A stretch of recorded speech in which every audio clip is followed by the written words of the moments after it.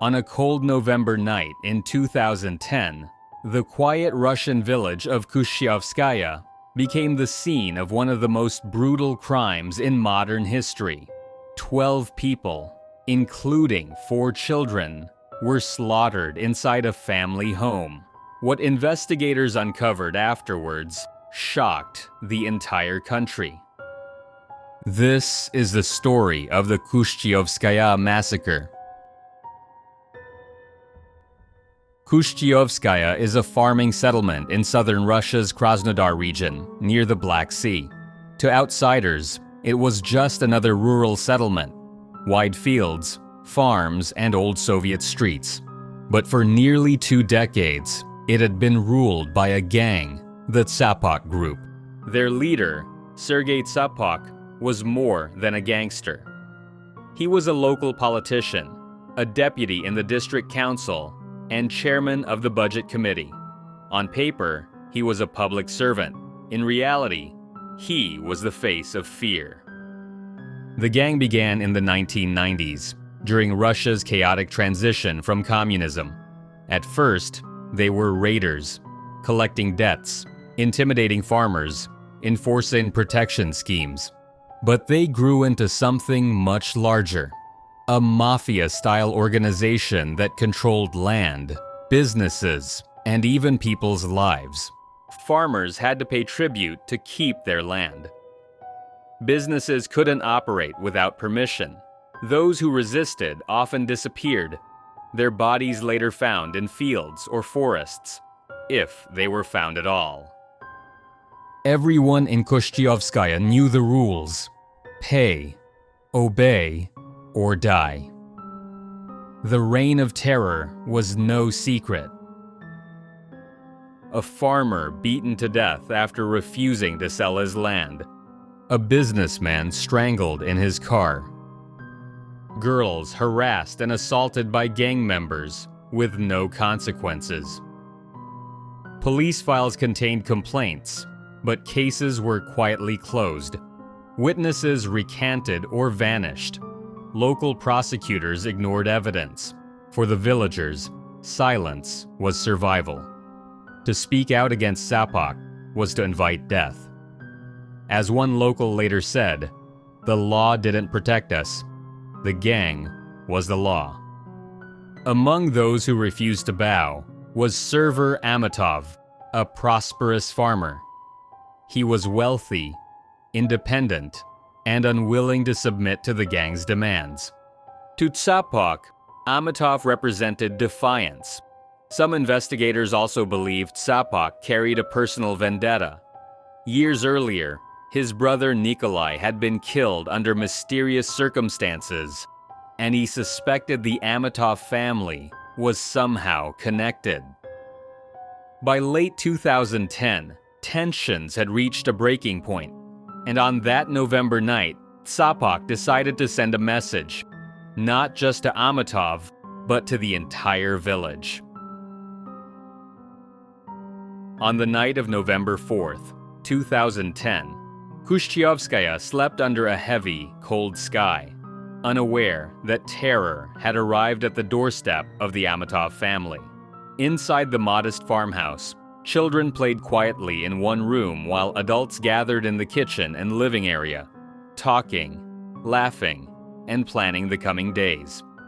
It was meant to be an ordinary evening, family, friends, warmth.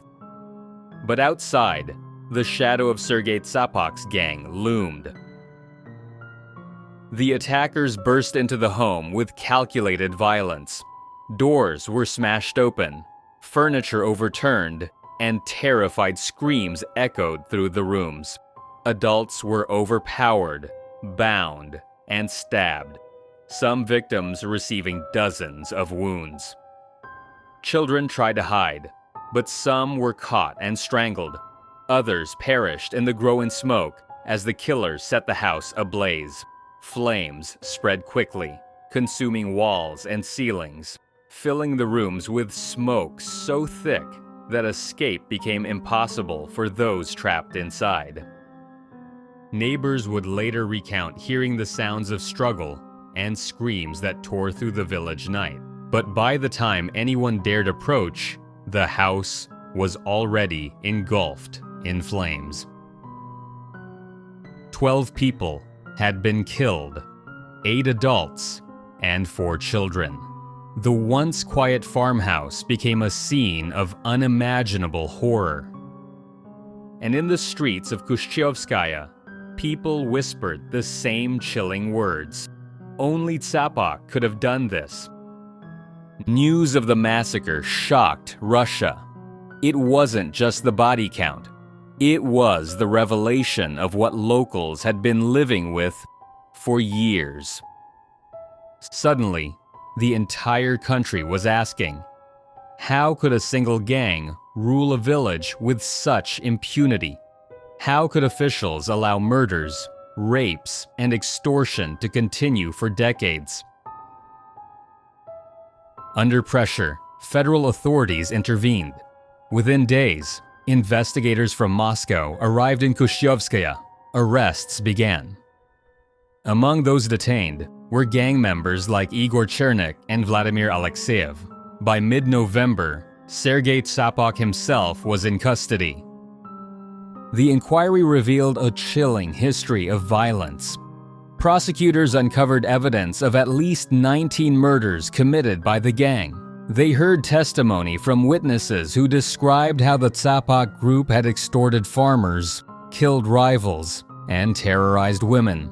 Court files described the group's methods: strangulation, knife attacks, shootings, and arson.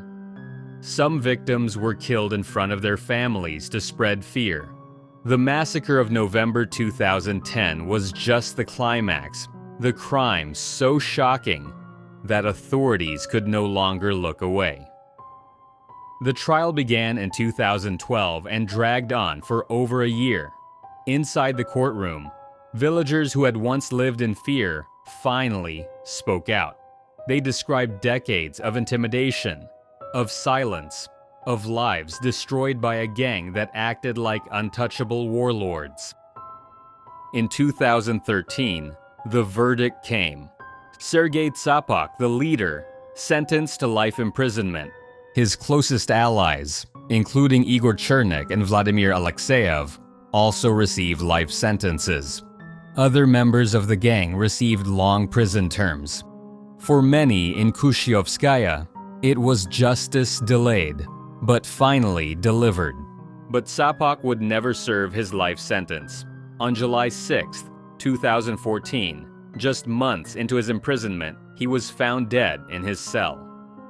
Officially, the cause was a blood clot, but for locals, his death sparked suspicion.